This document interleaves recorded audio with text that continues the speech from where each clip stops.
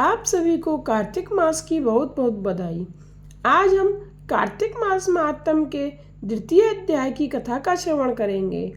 सूत जी कहते हैं, ब्रह्मा जी बोले, हे पुत्र, जो व्यक्ति तुलसी की मंजरी सहित भगवान शालिग्राम का एक बूंद चरणामृत पान करता है, वह ब्रह्म हत्या जैसे बड़े बड़े पापों से मुक्त होकर वैकुंठ को प्राप्त करता है।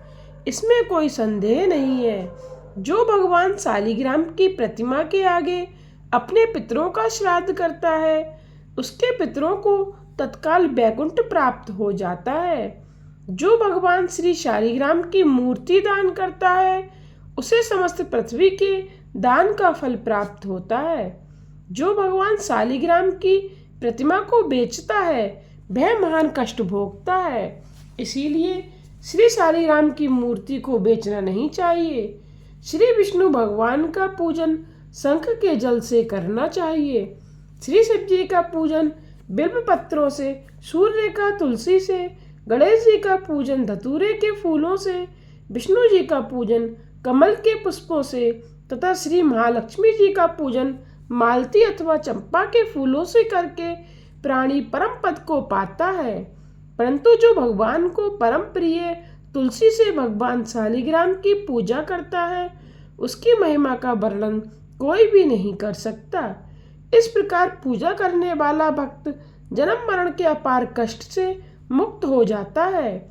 जिसकी मृत्यु तुलसी माला धारण किए हुए होती है, वह जीव बिना किसी रोक टोक के सीधा वैकुंठ धाम को जाता है। जो तुलसी की छाया में अपने पितरों का श्राद्ध करता है, उसके पितरों को अक्षय तृप्ति हो जाती है। तुलसी का सिंचन गंगा, यमुना तथा नर्मदा के स्नान के समान होता है। तुलसी का वृक्ष उगाने और सींचने से तथा नित्य स्पर्श करने से मनुष्य के मनसा, वाचा और कर्मणा तीनों प्रकार के पाप नष्ट हो जाते हैं। कार्तिक मास में व्रत करने वाला तुलसी जी का शांत चित्त से पूजन, प्रदक्षिणा और नमस्कार करके हाथ जोड़कर प्रार्थना करे, हे हरि की परम प्रिया, देवताओं ने तुम्हें बनाया और मनुष्यों ने तुम्हारा पूजन किया है। मैं भी तुम्हें नतमस्तक नमस्कार करता हूँ।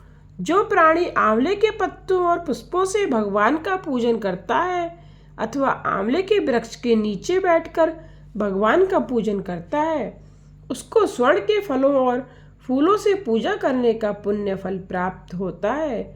जो मनुष्य द्वादशी को तुलसी अथवा आंवले के पत्तों को तोड़ता है, वह घोर नरक भोगता है।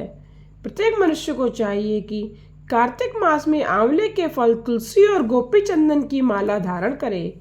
ऐसा करने से वह आवागमन के चक्र से मुक्त हो जाता है। कार्तिक मास में स्नान और व्रत करने वाले मनुष्य को चाहिए कि वह ब्राह्मणों को भोजन कराने के पश्चात चंदन, पुष्प, पान तथा दक्षिणा देकर संतुष्ट करे। संपूर्ण कार्तिक मास में पृथ्वी पर शयन करने, ब्रह्मचर्य का पालन करने, पत्तल में भोजन करने और मौन व्रत से प्राणी परम वीर, धीर, गंभीर और कीर्तिमान होता है।